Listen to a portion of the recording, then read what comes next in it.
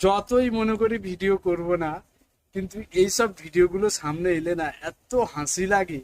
আর আমার শুধু কষ্ট হয় পুলিশ প্রশাসনের উপরে, যে যারা পুলিশের কাজ করছে, একবার চিন্তা করে দেখেছো তাদের কি অবস্থাটা হচ্ছে?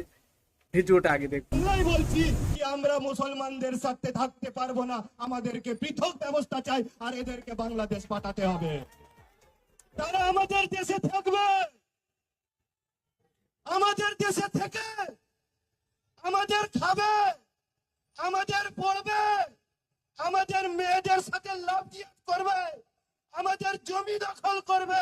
আর সহ্য করব না, সবুজ পতাকা দেখলেই টাকা ভাঙা মার দেবো। কোন মসজিদে মাইক লাগানো থাকে, কোন জিহাদির বিরিয়ানির দোকান থাকে, কোন জিহাদির। তো যেটা বলছিলাম, পুলিশ প্রশাসনের প্রতি কেন হাসি লাগে, আমি শুধু চিন্তা করি যে তারা কতটা মজবুরির মধ্যে আছে, যে এই সব ভিডিও তাদের কাছে পৌঁছাচ্ছে।